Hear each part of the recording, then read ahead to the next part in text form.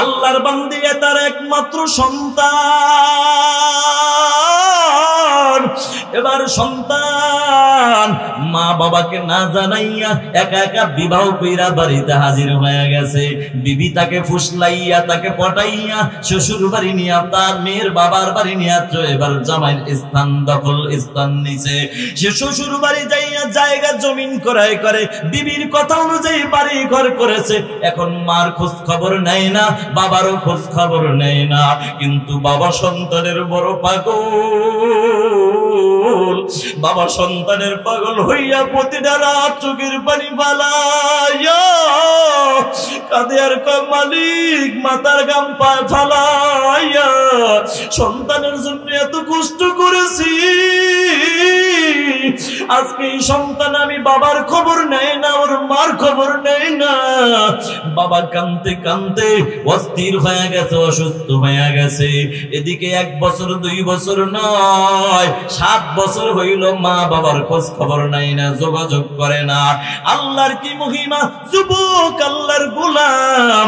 মা বাবার মনের কষ্ট যে আল্লাহর মালিকের কুদরত সে আর হচ্ছে যে ধাক্কা মেরে গেছে, আল্লাহ সহ্য করতে পারে না। এবার মা বাবার মনের কষ্টে যাইয়া মা বাবার বদদুয়া কাজে লেগে গেছে। বদদুয়া তো অনেক সময় দেয় না, অনিচ্ছা সত্ত্বেও অনেক সময় চলে আসে, কথা কোন ঠিক কিনা। এবার সন্তানের এমন অবস্থা হয়ে গেছে, সন্তানের যৌনাঙ্গটা একেবারে অসুস্থ, মানে এমন অসুস্থ যৌনাঙ্গ বাত হয়ে গেছে। এবার স্ত্রী যাইয়া অন্য জায়গায় বিবাহ বসেছে, শ্বশুর বাড়ির লোক সবাই মিলে তাকে ঘাড় ধরে ধাক্কা মেরে ফেলে দিছে, তোর মতো জামাই আমার লাগবে না। এবার বাহির করে দিছে। এখন বিবির কাছেও জায়গা নাই, শ্বশুর শাশুড়ির কাছেও তার জায়গা নাই। এখন যুবক কান্দে আর কয় আল্লাহ, আমার মা বাবা আমার জন্য কতটা আপন। আজকে আমার মা বাবার কাছে যদি থাকতাম, আমার বিবি ফালায়া দিতে পারতো, আমার মা ফালায়া দিতে পারতো না। আমি বড় অসুস্থ, আমার খেদমতের কেউ নাই, আমার খেদমতের কেউ নাই। আহারে আজকে যদি আমার বাবা যদি বসে থাকতো, আমাকে ডাক্তার দেখাইতো, মা যদি থাকতো, আমার মা সজাগ থাইকা খেদমত করতো। ওরে মুসলমান, এখন সন্তান চিন্তা করে না, না আরে দুনিয়ার জমিনে মা তো এমন একটা মা, মার সাথে হাজার অন্যায় করার পর মা কয়েকটা ডাক দিলে মা মনের কষ্ট রাখবে না। সন্তান মুখ ভরা আশা নিয়া এবার চিন্তা করলো, শ্বশুর বাড়ি যেহেতু জায়গা নাই, আমি গ্রামের বাড়ি চলে যাই। গ্রামের বাড়ি যাইয়া ও মুসলমান এবার তাকায় দেখে ভিটা বাড়ি কিছু নাই, শুধু জমিনটা পড়ে আছে, ঘর বাড়ি কিছু নাই। একটা আল্লাহর বান্দা রাখালগিরি করে। ও যুবক ভাই, রাখাল ভাই বলতে পারো এখানে অমুক ব্যক্তি কি ছিল কিনা? বলে হ্যাঁ হ্যাঁ ছিল। বলে মালিক কোথায়? কই জমিনের মালিক তার একমাত্র আদরের সন্তান, ওই সন্তান মা বাবার মনে কষ্ট দিয়া শ্বশুর বাড়ি জায়গা নিয়েছে। তার বাবা সন্তানের মায়া পইরা বাবা কান্না করতে করতে অসুস্থ হইয়া দুনিয়া থেকে বিদায় হয়ে গেছে। বাবা দুনিয়া থেকে বিদায় হয়ে গেছে, একমাত্র মা বেঁচে আছে। মা এখন মা সন্তানের মায়া পেরা কান্না করতে করতে মা 2টা চোখ অন্ধ হয়ে গেছে। মা ভিক্ষা করে করে খায়। তুমি যদি ওই লোকটার খবর নিতে চাও, অমুক জায়গায় যায় দেখবা ওই সন্তানের মা বেঁচে আছে, একটা ঝুপড়ি ঘরে আছে। তবে তার ওই বুড়ি মহিলাকে তুমি দিনের বেলা পাইবা না। দিনের বেলা ভিক্ষার জন্য বের হয়, রাতের বেলা তুমি ঘরে পাইবা। যুবককে এবার বলে, যুবক রে, আমি যদি ওই রাখাল হইয়া ওই সন্তানটাকে যদি পাইতাম, আমার হাতের এই দাও দিয়া একটা হাত কাইটা দিতাম, না হয় একটা পাও কাইটা দিতাম। যুবক এইবার মনে বড় আশা নিছে, আমার মা বুঝি আমাকে মাফ করে দিবে। যুবক আস্তে আস্তে ঠিকানা নিয়ে আমার দরজায় হাজির। যাইতে যাইতে রাত হয়ে গেছে। রাতের গভীরে দরজার সামনে দাঁড়াইয়া শুনে তার একমাত্র মা আল্লাহর কাছে দোয়া করে, আল্লাহ আমার জীবনে কত কষ্ট দিলারে মালিক, আমার একমাত্র কলিজার টুকরা সন্তানটাকে হারাইলাম, স্বামীটাকেও হারাইলাম, বিটা বাড়ি যা ছিল সব হারাইলাম। আল্লাহ ওর বাবা মারা গেছে, মানুষ দইরা তাকে কবরে রাখছে, কিন্তু আমি মা যদি মারা যায় আমি মাকে কে মাটি দিবে রে মালিক? আমি মা হইয়া তোমার কাছে আবদার জানাই, আমার কলিজার টুকরা সন্তানটাকে আমার কাছে ফিরাইয়া দাও না মালিক, আমার সন্তানটা যেন আমি মাকে মাটি দিতে পারে। এই কথাটা বলার পর ছেলের কানে যখন আওয়াজ গেল, ছেলে একটা ডাক দিয়া কাউরে মা, তোমার দোয়া কবুল হয়ে গেছে, তোমার কলিজার টুকরা সন্তান হাজির হয়ে গেছে। মা তো এখন চোখে দেখে না, মা দৌড় মাইরা দরজাটা কইলা, মা ডাক দিয়া কে রে বাবা আব্দুল্লাহ, আমি মা তোর জন্য কান্না করে করে চোখটা নষ্ট হয়ে গেছে বাবা, আমি তো তোরে এখন দেখতে পারবো না, তবে আয় বাবা আয় আয়, আমি মা হাতটা বাড়াইয়া দিলাম, তুই আমার বুকে আয়, আমি তোর নরম ঠোঁটে একটু চুমু খাবো। আমি মা ছোটবেলা কত চুমু খাইছি, আমি যদিও তোরে দেখতে পারবো না, কিন্তু আমি ঠোঁট দিয়ে তোর ঠোঁটে একটু চুমু দেব, আমি তোর গালে একটু চুমু দেব। তবে বাবা তুই আসলি তো আসলি, আগে কেন আসলি না? আমি মা তোরে একটু ভালো করে দেখতাম, আমি মায়ের কলিজাটা ঠান্ডা হয়ে যাইত। ও যুবক ভাই, বৃদ্ধ বাবাজিরা, বয়ান করার সময় নাই, লম্বা বয়ান করার সুযোগ নাই, বয়ান করার জন্য আসি নাই। ও যুবক ভাই, এসেছি, উজানির হযরত এসেছে, ঈশা হুজুর এসেছে, আসবে শুনেছি, তাই আমি বহুদূর থেকে এসেছি শুধু দোয়া নেওয়ার জন্য। আমার আব্বাও সেখানে সুহবত অর্জন করেছে, আমার আব্বা সেখানে আসা যাওয়া করে, আমিও এবছরে গিয়েছি। ওরে যুবক ভাই, বৃদ্ধ বাবাজিরা, আমার আত্মীয় স্বজন যারা আছে সবাই চরমোনায়া উজানির সাথে সম্পর্ক আলহামদুলিল্লাহ। এখানে যাইয়া মানুষ যতটাই বিরোধিতা করেছে দূরে থাইকা, আল্লাহর কসম দেখেছি, নিজের চোখে দেখেছি, এই উজানির জমিনে যাইয়া চরমোনায় যাইয়া ওই লোকটার বিরোধিতা করে নাই, বরঞ্চ ওখানের মুরিদ হইয়া আল্লাহর খাঁটি গোলাম হয়ে গেছে। নারে তাকবীর! না এ ফতবীরের মুসলমান যুবক ভাই, বৃদ্ধ বাবাজিরা, আওয়াজ দিয়া বড়ই দামি মজলিস আসার তৌফিক দান করলেন যিনি, তিনি কে?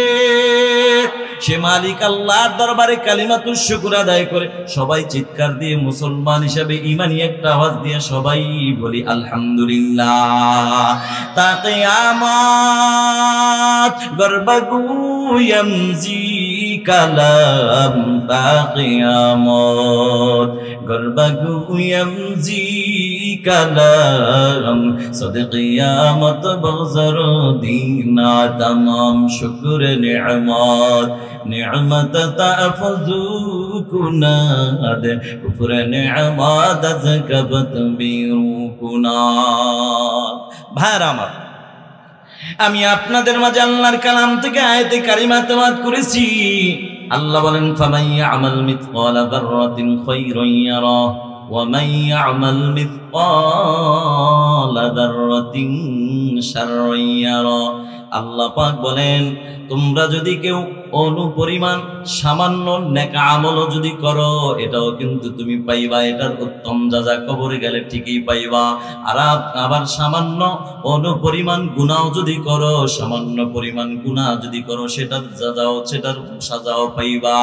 এ নবীর উম্মতের দল, নবীর একখানা হাদিস আপনাদের মাঝে পেশ করেছি। আল্লাহর নবী বলেন, ক্বালা রাসূলুল্লাহ সাল্লাল্লাহু আলাইহি ওয়াসাল্লাম, মুতু ক্বাবলা আন তামুতু। নবীজি বলে, মরার আগে মরো, মরার আগে মরো। মরার আগে মরার ব্যাখ্যা হযরত উলামায়ে কিরাম দুইটা ব্যাখ্যা করেছেন। এক নম্বর ব্যাখ্যা হলো, এ দুনিয়ার মানুষ, তোমার নফস যদি গুনাহ করবার চায়, নফস যদি গুনাহ করার ইচ্ছা জাগে, এই নফসটাকে গুনার খায়সাতকে তুমি মিটায়া দাও, নফসকে দমন করে দাও, এটার নাম হলো মরার আগে মরা। আর একটা মরার আগে মরার অর্থ হলো মৃত্যুকে বেশি বেশি করে স্মরণ করা। এরে মুসলমান নবীর উম্মত, কে আওয়ামী লীগ, কে বিএনপি, কে জাতীয় পার্টি, কে জামাত, কে আক্রোশী, কে চরমনাই, কে জানি না, তবে মুসলমান একটাই জানি, মানুষ যদি বারবার যদি মরণের কথা স্মরণ করে, ওই মানুষ কখনো বাংলার জমিনের মধ্যে থাইকা কখনো অহংকারী ভাব দেখাইতে পারে না, কোনোদিন মানুষের মাথায় বাড়ি দিতে পারে না, কোনোদিন মানুষকে ঠকাইতে পারে না, কোনো মানুষকে কষ্ট দিতে পারে না। কারণ তার যতই ক্ষমতা থাক, যতই শক্তি থাক না কেন, যত লম্বা মানুষ হোক না কেন, যখন মরণের কথা স্মরণ করবে, কসম আল্লাহর, নিজে বড় ছোট মনে হবে, নিজের কাছে নিজেকে বড় অসহায় মনে হবে। আরে যত ক্ষমতাওয়ালা হই না কেন, দুনিয়ায় কত ক্ষমতাওয়ালা দেখলাম, আজ যাদের নাম শুনলে মানুষগুলো ভয় কাঁপত, কই 3.5 হাত কবরের মধ্যে শুয়ে আছে, আজকে তো কই তার কবরের উপর দিয়ে শিয়াল থাকে না, একটা কুকুর গেল তার তাড়ানোর ক্ষমতা থাকে না। মানুষ যদি বারবার মরণের কথা স্মরণ করে, তাহলে ওই মানুষ আল্লাহওয়ালা হয়ে কবরে চলে যায়, ঠিক কিনা? এ যুবক ভাই, মরণের কথা কিভাবে স্মরণ করবা দেখো। আল্লাহর ওলি আব্দুর রহমান ইবনে আবু নিআম রাহমাতুল্লাহি আলাইহি উঁচু মাপের একজন বুজুর্গ, বড় আল্লাহওয়ালা, আল্লাহর ওলির কাছে একজন যুবক যাইয়া ডাক দিয়া কয়, আল্লাহর ওলি, আমি আপনার কাছে জানতে চাই, যদি আপনি বলেন আগামীকাল যদি আপনার মরণটা নিশ্চিত, এটা যদি আপনি জানতে পারেন, কোন আমল করে কাটাইবেন বলেন না, আমিও ওই আমল করে কাটায় দিব। সুবহানাল্লাহ। যুবকের ইচ্ছা ছিল যুবক হুজুরকে ঠেকানো, এটা না, আর যুবকের ইচ্ছা ছিল হুজুরের কাছ থেকে আমলটা শিখবে, নিজে আমল করবে। ও যুবক ভাই, বৃদ্ধ বাবাজিরা, আল্লাহর ওলি ডাক দেখা, যুবক তোমার প্রশ্ন হইল, আগামীকাল যদি আমার মরণটা নিশ্চিত হয়, এটা যদি আমি জানতে পারি, তাহলে কোন নতুন আমল করব কিনা এটা জানতে চাইছো, শুনে নাও। আগামীকাল মরণটা যদি হয়, এটা যদি জানতে পারি, গত পরশুদিন যে আমল করেছি, 1 সপ্তাহ আগে যে আমল করেছি, গতকাল যে আমল করেছি, আজকে যে আমল করেছি, আগামীকাল একই আমল করে কাটায় দিব। এবার যুবক ডাক দিয়ে কব, আল্লাহর ওলি, আপনার মরণের কোনো ভয় নাই, কবরের ভয় নাই। আল্লাহর ওলিকে যুবক বলে, আপনার বুঝি মরণের ভয় নাই? আসলে মরণের ভয় আছে, বিদায়ী তো একই আমল করবে, কথা বলেন ঠিক কিনা? আল্লাহর ওলি ডাক দেখা, যুবক শুনে নাও, যেদিন আমি জানতে পেরেছি আমার মরণ একদিন হবে, সেদিন থেকে আমি নিয়ত করেছি গুনাহ হায়াতের জিন্দেগিতে কোনোদিন গুনাহ করব না। যেদিন আমি জানতে পেরেছি মরণ আমার একদিন নিশ্চিত হবে, তাতে কোনো সন্দেহ নাই, সেদিন থেকে নিয়ত করেছি হায়াতের জিন্দেগিতে মরণের আগ পর্যন্ত একটা নেক আমলও আমি ছাড়ব না। এমন চিন্তা যদি কেউ করে বলেন তো, তাহলে তার দ্বারা কি গুনাহ করা সম্ভব হবে? না না। এ বাবা ইব্রাহিম ইবনে আদহাম রাহমাতুল্লাহি আলাইহি উঁচু মাপের একজন বুজুর্গ, বড় আল্লাহওয়ালা। ইব্রাহিম ইবনে আদহাম রাহমাতুল্লাহি আলাইহির কাছে এক যুবক যাইয়া ডাক দিয়া বলো, আল্লাহর ওলি, আমি গুনাহ থেকে কিভাবে বাঁচতে পারি, এটা একটু আমাকে একটা পথ দেখায়া দেন, একটা সবক দিয়া দেন। আল্লাহর ওলি কয়, বাবা তোমাকে আমি 5টা বিষয় অনুরোধ করব। 5 বিষয়ের উপরে যদি তুমি আমার কথা মানতে পারো, তাহলে তুমি আল্লাহর ওলি হয়ে কবরে যাইবা। বলে কেমন কেমন? বলে তোমার যদি কোনোদিন গুনাহ করবার মন চায়, তুমি তখন মনে মনে বলবা, মনকে বলবা, মন গুনাহ যেহেতু করবি, তাহলে আল্লাহর দেওয়া রিজিক খাওয়া বন্ধ করে দে। যুবক ডাক দিয়া কও, আল্লাহর ওলি, আল্লাহর দেওয়া রিজিক ছাড়া তো জমিনের মধ্যে কোন রিজিক দেখি না। আল্লাহর ওলি ডাক দিয়া কও, বাবা রে, আল্লাহর দেওয়া রিজিক ছাড়া যদি রিজিক না থাকে তাহলে ওই মালিক আল্লাহর দেওয়া রিজিক খাইবা আবার আল্লাহর নাফরমানি করবা, এটা হতে পারে না। জোরে বলেন ঠিক কিনা? যুবক ডাক দিয়া কও আল্লাহর ওলি, তাহলে দ্বিতীয় সবকটা বলেন না। আল্লাহর ওলি কও বাবা আল্লাহর দেওয়া রিজিক খাইয়া যদি এরপরও গুনাহ করবার মন চায় তাহলে একটা কাজ করবা, আল্লাহর জমিনটা ছাইরা অন্য কোথাও যা গুনাহ করবা। যুবক ডাক দিয়া কও গো আল্লাহর ওলি,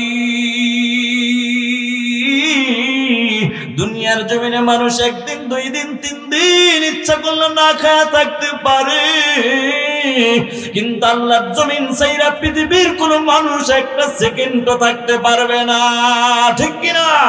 কারণ মতলবটা ওটা আল্লাহর জমিন, মতলবের উত্তর আল্লাহর জমিন, দক্ষিণ আল্লাহর জমিন, চাঁদপুর শহর আল্লাহর জমিন, বাবুরহাট, মুন্সিরহাট সব জায়গা আল্লাহর জমিন। এ যুবক কোথায় যায় গুনাহ করবা?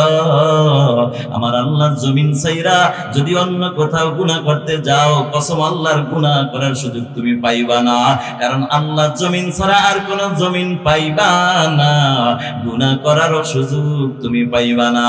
যুবক ডাক দিয়া কও ও আল্লাহর ওলি, তাহলে তৃতীয় নম্বর সবকটা বলেন।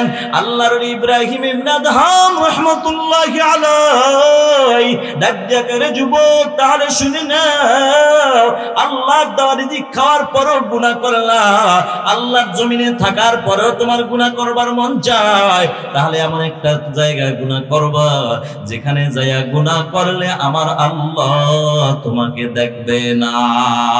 বলেন তো বাবা এটা কি সম্ভব? সম্ভব। আনতা আবুদাল্লাহ কান্নাকা তারাহু ফাইন লাম তাকুন তারাহু ফাইন্নাহু ইয়ারাক। আরে তুমি এমন ভাবে ইবাদত করো তুমি আল্লাহকে দেখতেছো, এতটুকু খেয়াল যদি করতে তুমি না পারো, অন্তত এতটুকু খেয়াল কইরো আল্লাহ তোমাকে দেখতেছে, ঠিক কিনা? ও যুবক ভাই, বৃদ্ধ বাবাজিরা, ও পর্দার আড়ালের মা, আল্লাহর ইব্রাহিম ইবনে আদহাম রাহমাতুল্লাহি আলাইহি ডাক দিয়া কও বাবা আল্লাহর জমিনে থাকলা, আল্লাহর রিজিক খাইলা, আল্লাহর জমিনে থাকলা, আল্লাহর চোখের সামনে গুনাহ করলা, এখন তুমি কি করবা? করার কোনো রাস্তা নাই, একটা রাস্তা আছে রে যুবক, ওই মালাকুল মউত আজরাইল যখন আল্লাহর অর্ডার পাইয়া তোমার রূহটা খপ করে যখন ধরার জন্য আসবে রে, তখন তুমি আজরাইলকে বলবা রে ভাই আজরাইল তুমি আমাকে একটু সময় দাও, তুমি আমাকে একটু সময় দাও, আমি যেন তওবা করে আল্লাহর খাঁটি গোলাম হয়ে কবরে যাইতে পারি। আজরাইলের কাছ থেকে একটু সময় নিয়ে নিও। যুবক চোখের পানি পালায় কান্দে আর কও আল্লাহর ওলি বুঝা ফেলাইছি, পৃথিবীর জমিনে কাউকে সময় দিতে দেখি না, আমাকেও সময় দিবে না, আমাকেও সময় দিবে না। আল্লাহর ওলি কয় বাবা তাহলে 5 নম্বর সবক নাও, তুমি একটা কাজ করবা, আল্লাহর দেওয়া রিজিক খাইলা, আল্লাহর দেওয়া জমিনে থাকলা, আল্লাহর চোখের সামনে গুনাহ করলা, এখন আজরাইলের হাত থেকে সময় নিতে পারলা না, তাইলে একটা কাজ করবা যুবক, যেদিন আল্লাহ পাক রব্বুল আলামিন তোমার হিসাবের কাজটা শেষ কইরা তোমার নামটা যদি জাহান্নামের খাতায় উঠে যায়, তাহলে তুমি একটা কাজ করবা, ওই আল্লাহর ফেরেশতারা দইরা যখন তোমাকে টেনে টেনে জাহান্নামের দিকে নিয়ে যাবে, তুমি বলবা ভাই ফেরেশতা আমি যাব না, আমি এখানেই বসে থাকবো, তুমি যাইবা না। যুবক ডাক দিয়া কও আল্লাহর ওলি বুঝে ফেলাইছি, কারণ আল্লাহর ফেরেশতা আল্লাহর অর্ডার যদি হয়ে যায় আমাকে রাইখা যাবে না।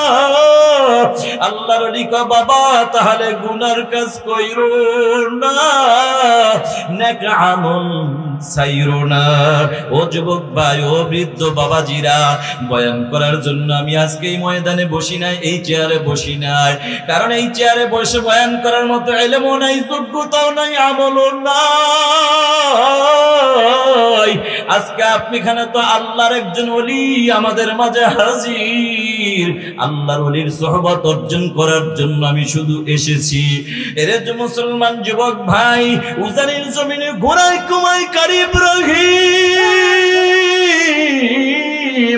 রাহমাতুল্লাহি আলাইহি ওই জমিনের মধ্যে কত মানুষ, লক্ষ লক্ষ মানুষ যাদের সুহবত অর্জন করার জন্য যায়, সেই আল্লাহর ওলি আজকে আমাদের ময়দানে আমাদের এলাকায় হাজির। আমাদের জীবনটা বড় ধন্য, এই এলাকাটা ফতেপুর এলাকার জীবনটা ধন্য, ফতেপুরের মানুষের জীবন ধন্য, এই মাটিটাই ফতেপুরের জমিনটাও ধন্য। কথা কোন ঠিক কিনা?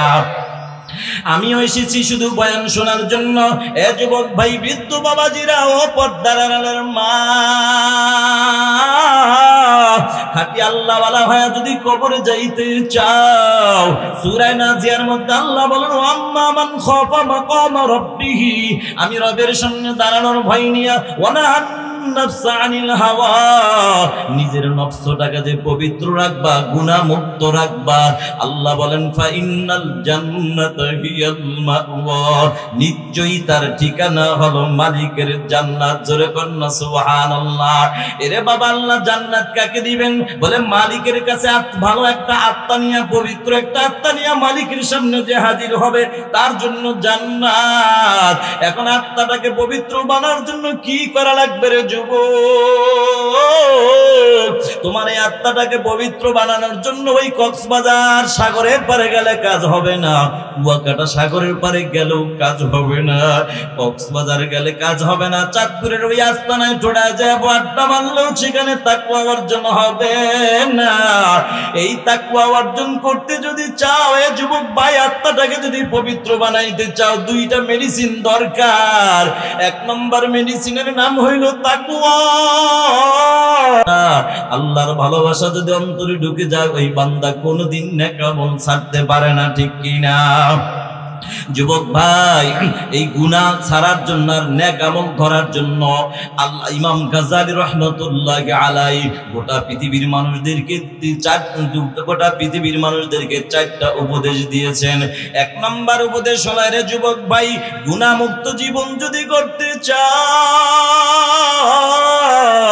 খাঁটি আল্লাহওয়ালা হয়ে যদি কবরে যাইতে চাও, তাহলে তুমি এক নম্বর কাজ করবা, প্রতিদিন সকালবেলা ঘুম থেকে ওঠার পরে একটা প্রতিজ্ঞা করবা। কি প্রতিজ্ঞা? আমি এখন ঘুম থেকে উঠলাম, আর ঘুমানোর আগ পর্যন্ত সারা দিনে একটা গুনাহ আমি করব না, একটা নেক আমলও ছাড়ব না, আমার মালিক আল্লাহর হক নষ্ট করব না, বান্দার হক আমি নষ্ট করব না। কথা কোন ঠিক কিনা? এর ভাই, এক নম্বর আমল হলো প্রতিজ্ঞা করা, দুই নম্বর আমল হলো মুরাকাবা করা। কাজের মধ্যে যখন যাইবা, ওই কাজের মধ্যে হাত দেওয়ার আগে তুমি মনে মনে মুরাকাবা করবা, আরে আমি না প্রতিজ্ঞা করেছি গুনাহ করব না, নেক আমল ছাড়ব না, আমার দ্বারা কি এখন গুনাহ হইতেছে না নেক আমল? নারে তাকবীর! বিশ্বহুজুরের আগমন! নারে তাকবীর! আপনারা খুশি না বেজার? তার চিৎকার দিয়ে বলি আলহামদুলিল্লাহ। এই মতলব উত্তর ফতেপুরের জমিনটা হলো পবিত্র জমিন। এই জমিনের মধ্যে কদম পড়েছে উজানির পীর সাহেব হুজুরের। এই জমিনের প্রতিটা মানুষ ধন্য। কথা কোন ঠিক কিনা? আমি আজকে আশা করব এই এলাকার একটা লোকও যেন বাড়িতে বসে না থাকেন। বিশেষ করে আমার পুরুষ ভাইয়েরা যারা আছেন, আমার বৃদ্ধ বাবাজিরা, যুবক ভাইয়েরা, চলে আসুন, চলে আসুন, আল্লাহ ওয়ালাদের সোহবত অর্জন করুন। সোহবত অর্জন করলে আপনিও আল্লাহ ওয়ালা হয়ে যাবেন। সুবহানাল্লাহ। যুবক ভাইয়েরা, বৃদ্ধ বাবাজিরা, ও পর্দার আড়ালের মা, গুনাহমুক্ত জীবন করার জন্য ইমাম গাজ্জালী রাহমাতুল্লাহি আলাইহি চারটা উপদেশ দিয়েছেন। এক নম্বর উপদেশের নাম হলো প্রতিদিন প্রতিজ্ঞা করা, দুই নম্বর হলো মুরাকাবা, তিন নম্বর মুহাসাফা, চার নম্বর হলো বন্ধু, যদি বিকাল বেলা রাতের বেলা ঘুমানোর আগে যদি হিসাব করবেন, হিসাব করে করে যদি দেখেন আপনি গুনাহ করে ফেলেছেন, শয়তানের ধোঁকায় পড়ে, তখন নফসটাকে একটু শাস্তি দিবেন, ঘুমের আগে শাস্তি দেয়, এরপরে ঘুমাইবেন। 1 নম্বর প্রতিজ্ঞা, গুনাহ করব না, নেক আমল ছাড়ব না, আল্লাহর হক নষ্ট করব না, বান্দার হক নষ্ট করব না। 2 নম্বরে মুরাকাবা, আমি যখন কাজে হাত দিব তখন চিন্তা করব আমি যে কাজটা করতেছি এটাকে আসলে আমার আল্লাহ রাজি, আমার রাসূল খুশি আছে কিনা, এটা হবে দেখার বিষয়। এটার নাম হলো মুরাকাবা। এরপর রাতের বেলা ঘুমানোর আগে মুহাসাবা। মুহাসাবা মানে হলো আপনি একটু হিসাব করে নেবেন, আমি সকালবেলা প্রতিজ্ঞা করেছি, ওই প্রতিজ্ঞার উপরে কি আমি অটল ছিলাম না গুনাহ করে ফেলেছি? যদি হিসাব করে দেখেন না না আমার দ্বারা গুনাহ হয়ে গেছে, তখন আপনি বলবেন মন রে, এই নফস শোন, তুই না বললি গুনাহ করবি না, আবার গুনাহ কেন করলি? একটা কাজ কর, তাহলে এই গুনার জন্য তোর জরিমানা হবে, তুই 8 রাকাত নফল নামাজ পড়বি। ঘুমের আগে শাস্তি দেন, নফসটাকে বলেন কেন গুনাহ করলি, এই জন্য তোর কাজ হলো এখন 2 পারা কোরআন তেলাওয়াত করবি, 200 বার আল্লাহর নামের জিকির কর, তাসবিহ তাহলিল পাঠ কর। এরে মুসলমান, নবীর উম্মতের দল, এভাবে প্রতিটা মানুষ যদি এভাবে এই 4টা জিনিসের উপর যদি আমল করতে পারে, আল্লাহর কসম আল্লাহর ওলি হইয়া মরতে কিন্তু সময় লাগবে না। মরার আগে আল্লাহ আপনার নামটা আল্লাহর খাঁটি গোলামের খাতায় উঠায় দিবে। এ যুবক ভাই, বৃদ্ধ বাবাজিরা, ও পর্দার আড়ালের মা, এই জন্য নবী বলে মুতু ক্বাবলা আন তামুতু, মরার আগে মরো। আল্লাহর নবী বলে হাসিবু আনফুসাকুম ক্বাবলা আন তুহাসাবু, আসরের ময়দানের হিসাবের আগে নিজের হিসাবটা দুনিয়ায় নিজে করে নাও। নিজের হিসাব দুনিয়াতে যত বেশি করব, তাহলে আখিরাতের হিসাব আমার জন্য তত বেশি সহজ হয়ে যাবে। কথা কোন ঠিক কিনা? সব হিসাব যদি আমি দুনিয়া আখিরাতের জন্যই রেখে দিই, আমি তো আটকে পড়বো। এজন্য যুবক ভাইয়েরা, বৃদ্ধ বাবাজিরা, ও পর্দার আড়ালের মা, এই জন্য আখিরাতের ফিকির করার দরকার, আখিরাতের চিন্তা করার দরকার। দুনিয়ায় যদি তুমি ভালো কাজ করো, ভালো কাজের রেজাল্ট তুমি কবরে পাইবা। আল্লাহর ওলি আল্লামা জাকারিয়া রহমাতুল্লাহি আলাইহি, শাইখুল হাদিস আল্লামা জাকারিয়া রহমাতুল্লাহি আলাইহি, তিনি একটা ঘটনা লেখেন। আল্লাহর একজন ওলি, উঁচু মাপের একজন বুজুর্গ, আল্লাহর ওলি মাতার ইবনে সুফাইর রহমাতুল্লাহি আলাইহি, উঁচু মাপের বুজুর্গ, তিনি, তার একটা আমল ছিল, কোন কবরস্থানের কিনারা দিয়া যদি হেঁটে যায়, তাহলে সূরাতুল ইয়াসিন সহ অন্যান্য সূরা তেলাওয়াত করে করে তাদের জন্য সওয়াব বকশায়া দেয়। এটা ছিল তার একটা আমল। এবার একদিন আল্লাহর ওলি মাতার ইবনে সুফাইর রহমাতুল্লাহি আলাইহি একটা কবরস্থানের কিনারায় দাঁড়াইয়া কিছু তেলাওয়াত করলেন, দোয়া দরুদ পাঠ করে চলে যায়।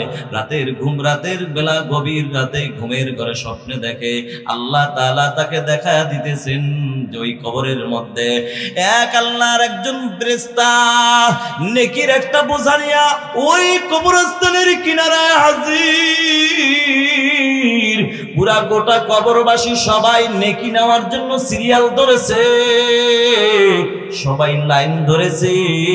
রে মুসলমান নবীর উম্মত, নেকি নেওয়ার জন্য আর ফেরেশতা নেকিগুলা বন্টন করে দিচ্ছে। কিন্তু আল্লাহর ওলি তাকায়া দেখলেন একজন আল্লাহর বান্দি কবরের মধ্যে বসে আছে, তার চেহারার মধ্যে মুস্কি মুস্কি একটা হাসির ভাব দেখা যায়। সুবহানাল্লাহ। আল্লাহর ওলি তার বান্দে, আল্লাহর বান্দিকে জিজ্ঞাসা করলেন, ও আল্লাহর বান্দি, এই যে এগুলা মানুষকে বন্টন করে দিচ্ছি, কি দিচ্ছে আর কি নিচ্ছে? আল্লাহর বান্দি রাখ দিয়া কয়, ও আল্লাহর ওলি, তাদের আত্মীয় স্বজন আপনজন, তাদের জন্য নেক সওয়াব অর্জন, নেক পাঠাইছে, দান সদকা করছে, বিভিন্ন আমল করে করে সওয়াব পাঠাইছে, এগুলা বন্টন করে দিচ্ছে। বলে, মাগো তোমার কি সওয়াবের দরকার নাই? তুমি যে নাও না, তুমি একা এখানে বসে আছো। আল্লাহর বান্দি মুস্কি হাসির ডাক দিয়ে কগো আল্লাহর ওলি, আমার এই সামান্য নেকের দরকার হয় না, আমি দুনিয়াতে থাকা অবস্থায় একটা নেক আমল করে এসেছি। বলে, কি নেক আমল করেছো? আল্লাহ পাক আমাকে একটা সন্তান দান করেছে, আমি সন্তানটাকে কোরআনের হাফেজ বানাইয়া এসেছি। নারে তাকবীর।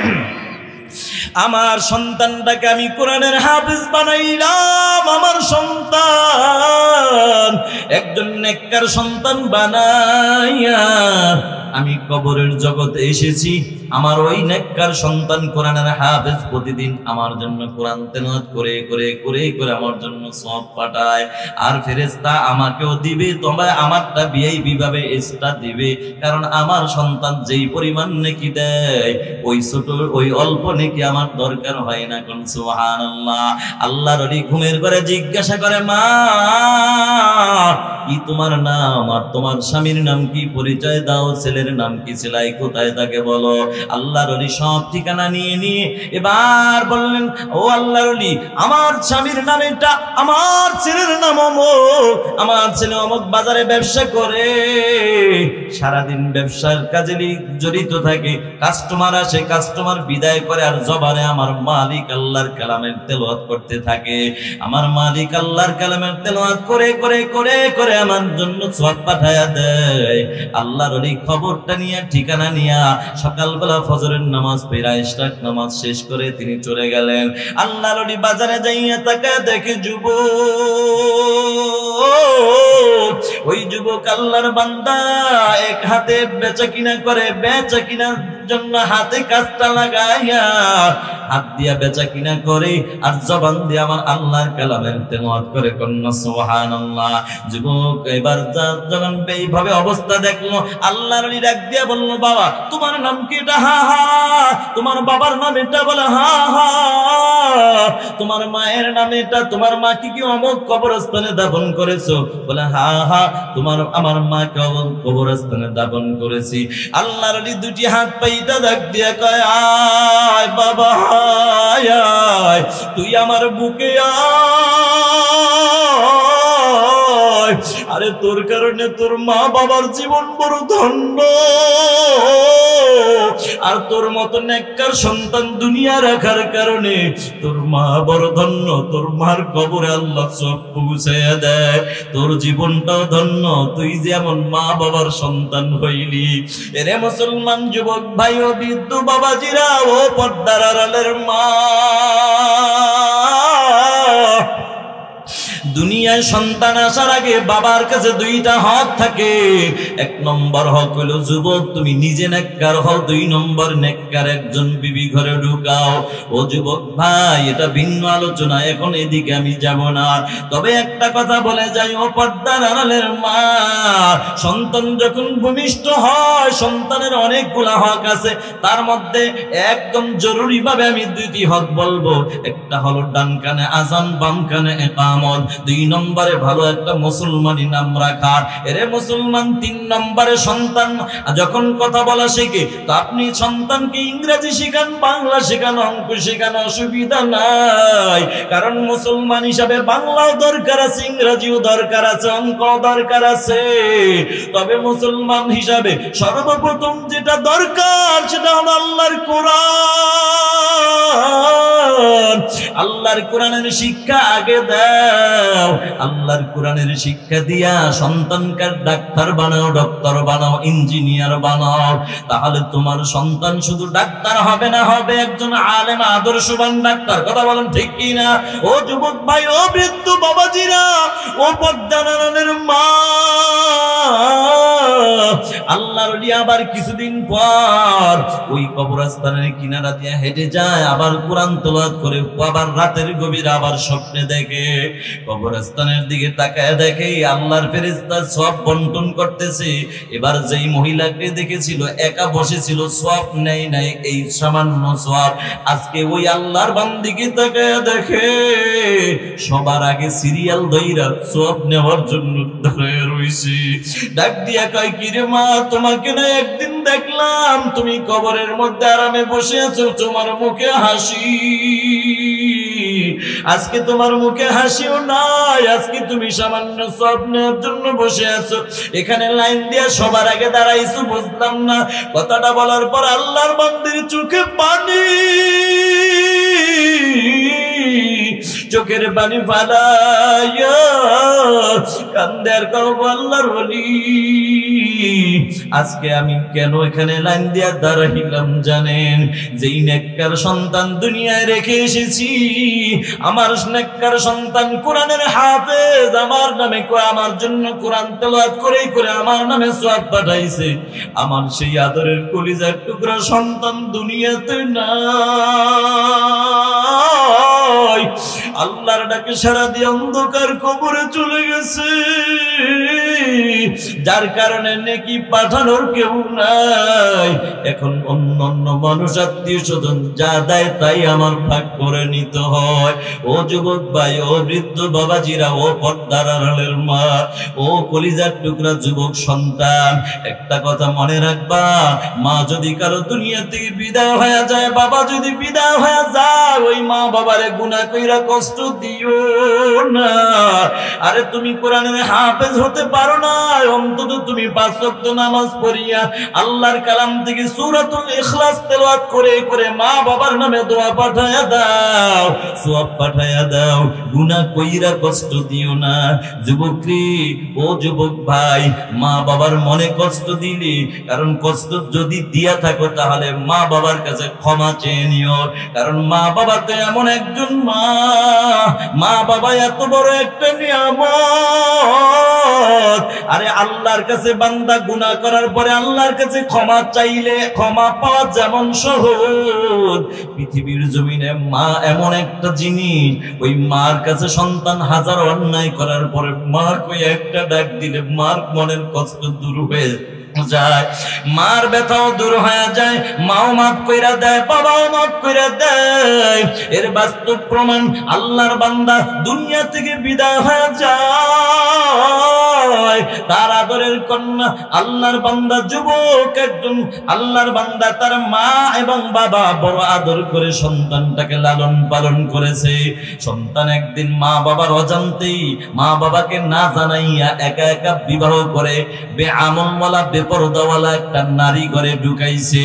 এবার এমন দুনিয়ার মধ্যে এমন একটা নারী ঘরে ঢুকাইছে, কারণ বেআমলওয়ালা নারী ঘরে ঢুকাইলে প্রতিটা যুবকের জন্য 3টা ক্ষতি। 1 নম্বর ক্ষতি, যুবক তুমি হায়াতের জিন্দেগিতে স্বামী হিসাবে খেদমত পাইবা না। 2 নম্বরে নেককার সন্তানও পাইবা না। আরে কেমনে পাইবা? এই ফতেপুরের জমিনের মধ্যে তুমি যদি তেঁতুল গাছ লাগাও, আর এই ফতেপুরের কেন্দ্রীয় মসজিদে তাকওয়া মসজিদে যাইয়া সিজদা করে যদি কাদর কও মালিক তেঁতুল গাছ লাগাইছে তুমি আঙ্গুর ফল দিবা, আল্লাহ কয় ওরে কপাল পোড়া, তোরে আঙ্গুর পরে দিবা, আগে পাবনা হসপিটালে ভর্তি করা দরকার, ঠিক কিনা? কারণ তেঁতুল গাছ লাগাইয়া যেমন আঙ্গুর ফলের আশা করা বড় বোকামি, ঠিক বেআমলওয়ালা বেপরদাওয়ালা বেনামাজি নারী ঘরে ঢুকাইয়া নেককার সন্তানের আশা করাটাও বোকামি, ঠিক না বেঠিক? এই জন্য যুবক ভাই, বিবাহ যারা করো নাই, বিবাহের আগে সিদ্ধান্ত নাও, ওই মালিক আল্লাহর কাছে বলো, আল্লাহ তুমি আমাকে নেক হায়াত দান করো, হায়াতের জিন্দেগিতে আমার জন্য একজন নেককার আল্লাহওয়ালা বিবি দান করো। যুবকী, বাপ যদি ভালো হয় মা ভালো হওয়ার আশা করা যায়, আর মা যদি ভালো হয় ওই মায়ের গর্ভে সন্তান ভালো হওয়ার আশা করা যায়। এরে যুবক ভাই, বৃদ্ধ বাবাজিরা, এ বাংলার জমিনে যত আল্লাহওয়ালা দেখো, ওই উজানির জমিনে ঘুমাইকারী ইব্রাহিম রাহমাতুল্লাহি আলাইহি, এভাবে যত আল্লাহওয়ালা উজানির জমিন আছে, এত বড় আল্লাহওয়ালা এমনি হয় নাই, এর পিছনে মা বাবার বড় অবদান ছিল, কথা বলো ঠিক কিনা? বাপ যদি ভালো হয় মা ভালো হওয়ার আশা করা যায়, আর মা যদি ভালো হয় ওই মায়ের গর্ভে সন্তান ভালো হওয়ার আশা করা যায়। চরমনের জমিনে ঘুমায় আল্লাহর ওলি সৈয়দ ফজলুল করিম রাহমাতুল্লাহি আলাইহি, এত বড় আল্লাহ কখনো এমনি হয় নাই। এর পিছনে মা বাবার অবদান ছিল। এই জন্যই বারবার বলি, বাবা বাপ যদি ভালো হয় মা ভালো হওয়ার আশা করা যায়। ওরে যুবক ভাই, বৃদ্ধ বাবাজিরা, ও যুবক, তুমি যদি নেককার বিবি ঘরে ঢুকাও কপাল বড় ভালো। 1 নম্বর হায়াতের জিন্দেগিতে খেদমতের ত্রুটি হবে না। 2 নম্বর নেককার সন্তান পাইবা। 3 নম্বরে জনম দুঃখিনী মা বাবার খেদমত পাইবা, সমস্যা হবে না। এর বিপরীত বেআমলওয়ালা বেপরদাওয়ালা নারী যদি ঘরে ঢুকাও, এর যুবক তোমার জন্য 3টা ক্ষতি। 1 নম্বর ক্ষতি, স্বামী হিসেবে খেদমত পাইবা না। কারণ বেআমলওয়ালা বেপরদাওয়ালা নারীরা স্বামীর খেদমতের ততটা পাগল না। বলে স্বামীর টাকা এমবি ভরে ভরে অন্য পুরুষের সাথে কালেকশন লাগাইয়া অন্য পুরুষের খেদমতের বড় পাগল, ঠিক কিনা? এরা যুবক ভাই, বেআমলওয়ালা নারী করে ঢুকাইছো, কপাল বড় মন্দ। 3টা ক্ষতির 2 নম্বর ক্ষতি, সন্তান তুমি নেককার সন্তান পাইবা না। 3 নম্বরে জনম দুঃখিনী মা বাবার খেদমত তুমি পাইবা না। কেমনে পাইবা? তুমি ঢুকাইছো তো বেআমলওয়ালা বেপরদাওয়ালা নারী। এখন তোমার বিবি দেখবা তোমার মা বাবার খেদমত করবে তো দূরের কথা, তুমি স্বামী হিসাবে তোমার কানে মা বাবার নামে সকালবেলা একটা বদনাম বলে, মিথ্যা কথা বলে বিষ ঢুকাইয়া দিবে, দুপুরে একটা বিষ ঢুকাইয়া দিবে, বিকাল বেলা আবার একটা বিষ ঢুকাইয়া দিবে। যার কারণে তুমি দেখবা 1 দিন 2 দিন 3 দিন যেই মা বাবার সাথে 1 মিনিট কথা না বলে থাকতে পারতা না, আজকে তোমার বিবি এমন বিষ ঢুকাইয়া দিছে, এখন মা বাবা টেলিফোন দিল তোমার কাছে বড় বিরক্ত লাগবে। কথা বলো ঠিক কিনা? আল্লাহর বান্দী তার একমাত্র সন্তান, এবার সন্তান মা বাবাকে না জানাইয়া একা একা বিবাহ কইরা বাড়িতে হাজির হয়ে গেছে। বিবি তাকে ফুসলাইয়া তাকে পটাইয়া শ্বশুর বাড়ি নিয়ে, তার মেয়ের বাবার বাড়ি নিয়ে এবার জামাইয়ের স্থান নিছে। সে শ্বশুর বাড়ি যাইয়া জায়গা জমিন ক্রয় করে বিবির কথা অনুযায়ী বাড়ি ঘর করেছে। এখন মার খোঁজ খবর নেয় না, বাবারও খোঁজ খবর নেয় না। কিন্তু বাবা সন্তানের বড় পাগল। বাবা সন্তানের পাগল হইয়া প্রতিটা রাত চোখের পানি ফালাইয়া কাঁদে আর কয়, মালিক মাথার গাম পায় ফালাইয়া সন্তানের জন্য এত কষ্ট করেছি, আজকে এই সন্তান আমি বাবার খবর নেয় না, ওর মার খবর নেয় না। বাবা কাঁদতে কাঁদতে অস্থির হয়ে গেছে, অসুস্থ হয়ে গেছে। এদিকে 1 বছর 2 বছর নয়, 7 বছর হইল মা বাবার খোঁজ খবর নাই না, যোগাযোগ করে না। আল্লাহর কি মহিমা!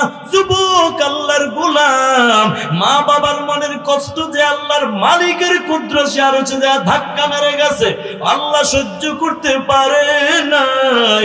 এবার মা বাবার মনের কষ্টে যাইয়া মা বাবার বদদুয়া কাজে লেগে গেছে। বদদুয়া তো অনেক সময় দেয় না, অনিচ্ছা সত্ত্বেও অনেক সময় চলে আসে। কথা কোন ঠিক কিনা?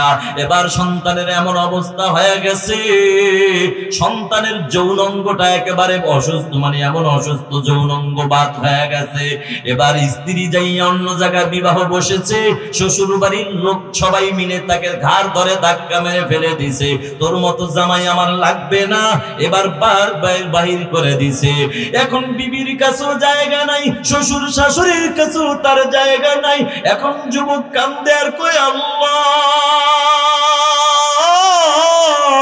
আমার মা বাবা আমার জন্য কতটা আপন। আজকে আমার মা বাবার কাছে যদি থাকতাম, আমার বিবি ফালায়া দিতে পারতো, আমার মা ফালায়া দিতে পারতো না। আমি বড় অসুস্থ, আমার খেদমতের কেউ নাই, আমার খেদমতের কেউ নাই। আহারে আজকে যদি আমার বাবা যদি বসে থাকতো, আমাকে ডাক্তার দেখাইতো, মা যদি থাকতো, আমার মা সজাগ থাইকা খেদমত করতো। ওরে মুসলমান, এখন সন্তান চিন্তা করে না, না আরে দুনিয়ার জমিনে মা তো এমন একটা মা, মার সাথে হাজার অন্যায় করার পর মা কয়েকটা ডাক দিলে মা মনের কষ্ট রাখবে না। সন্তান বুক ভরা আসে নিয়া এবার চিন্তা করলো, শ্বশুর বাড়ি যেহেতু জায়গা নাই, আমি গ্রামের বাড়ি বাড়ি চলে যায়। গ্রামের বাড়ি যাইয়া ও মুসলমান এবার তাকায় দেখে ভিটা বাড়ি কিছু নাই, শুধু জমিনটা পড়ে আছে, ঘর বাড়ি কিছু নাই। একটা আল্লাহর বান্দা রাখালগিরি করে। ও যুবক ভাই, রাখাল ভাই বলতে পারো এখানে অমুক ব্যক্তি কি ছিল কিনা? বলে হ্যাঁ ছিল। বলে মালিক কোথায়? ওই জমিনের মালিক তার একমাত্র আদরের সন্তান, ওই সন্তান মা বাবার মনে কষ্ট দিয়া শ্বশুর বাড়ি জায়গা নিয়েছে। তার বাবা সন্তানের মায়া পইরা বাবা কান্না করতে করতে অসুস্থ হইয়া দুনিয়া থেকে বিদায় হয়ে গেছে। বাবা দুনিয়া থেকে বিদায় হয়ে গেছে, একমাত্র মা বেঁচে আছে। মা এখন মা সন্তানের মায়া পইরা কান্না করতে করতে মা দুইটা চোখ অন্ধ হয়ে গেছে। মা ভিক্ষা করে করে খায়। তুমি যদি ওই লোকটার খবর নিতে চাও অমুক জায়গায় যায় দেখবা ওই সন্তানের মা বেঁচে আছে, একটা ঝুপড়ি ঘরে আছে। তবে তার ওই বুড়ি মহিলাকে তুমি দিনের বেলা পাইবা না। দিনের বেলা ভিক্ষার জন্য বের হয়, রাতের বেলা তুমি ঘরে পাইবা। যুবককে এবার বলে, যুবক রে, আমি যদি ওই রাখাল হইয়া ওই সন্তানটাকে যদি পাইতাম, আমার হাতের এই দাও দিয়া একটা হাত কাইটা দিতাম, না হয় একটা পাও কাইটা দিতাম। যুবক এইবার মনে বড় আশা নিছে, আমার মা বুঝি আমাকে মাফ করে দিবে। যুবক আস্তে আস্তে ঠিকানা নিয়ে আমার দরজায় হাজির। যাইতে যাইতে রাত হয়ে গেছে। রাতের গভীরে দরজার সামনে দাঁড়াইয়া শুনে তার একমাত্র মা আল্লাহর কাছে দোয়া করে, আল্লাহ আমার জীবনে কত কষ্ট দিলারে মালিক, আমার একমাত্র কলিজার টুকরা সন্তানটাকেও হারাইলাম, স্বামীটাকেও হারাইলাম, বিটা বাড়ি যা ছিল সব হারাইলাম। আল্লাহ ওর বাবা মারা গেছে, মানুষ দইরা তাকে কবরে রাখছে, কিন্তু আমি মা যদি মারা যায় আমি মাকে কে মাটি দিবে রে মালিক?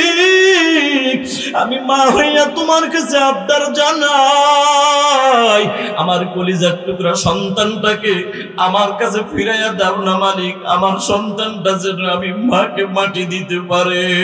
এই কথাটা বলার পর ছেলের কানে যখন আওয়াজ গেল, ছেলে একটা ডাক দিয়া কাউরে, মা তোমার দোয়া কবুল হয়ে গেছে, তোমার কলিজার টুকরা সন্তান হাজির হয়ে গেছে। মা তো এখন চোখে দেখে না, মা দৌড় মাইরা দরজাটা কইলা, মা ডাক দিয়া কে রে বাবা আব্দুল্লাহ, আমি মা তোর জন্য কান্না করে করে চোখটা নষ্ট হয়ে গেছে। বাবা আমি তো তোরে এখন দেখতে পারবো না, তবে আয় বাবা আয় আয়, আমি মা হাতটা বাড়াইয়া দিলাম, তুই আমার বুকে আয়, আমি তোর নরম ঠোঁটে একটু চুমু খাবো। আমি মা ছোটবেলা কত চুমু খাইছি, আমি যদিও তোরে দেখতে পারবো না, কিন্তু আমি ঠোঁট দিয়ে তোর ঠোঁটে একটু চুমু দেব, আমি তোর গালে একটু চুমু দেব। তবে বাবা তুই আসলি তো আসলি, আগে কেন আসলি না? আমি মা তোরে একটু ভালো করে দেখতাম, আমি মায়ের কলিজাটা ঠান্ডা হয়ে যাইতো। ও যুবক ভাই, বৃদ্ধ বাবাজিরা, বয়ান করার সময় নাই, লম্বা বয়ান করার সুযোগ নাই, বয়ান করার জন্য আসি নাই। ও যুবক ভাই, এসেছি, উজানির হযরত এসেছে, ঈশা হুজুর এসেছে, আসবে শুনেছি, তাই আমি বহুদূর থেকে এসেছি শুধু দোয়া নেওয়ার জন্য। আমার আব্বাও সেখানে সুহবত অর্জন করেছে, আমার আব্বা সেখানে আসা যাওয়া করে, আমিও এবছরে গিয়েছি। ওরে যুবক ভাই, বৃদ্ধ বাবাজিরা, আমার আত্মীয় স্বজন যারা আছে সবাই চরমোনায়া উজানির সাথে সম্পর্ক আলহামদুলিল্লাহ। এখানে যাইয়া মানুষ যতটাই বিরোধিতা করেছে দূরে থাইকা, আল্লাহর কসম দেখেছি, নিজের চোখে দেখেছি, এই উজানির জমিনে যাইয়া চরমোনায় যাইয়া ওই লোকটার বিরোধিতা করে নাই, বরঞ্চ ওখানের মুরিদ হইয়া আল্লাহর খাঁটি গোলাম হয়ে গেছে। নারে তাকবীর।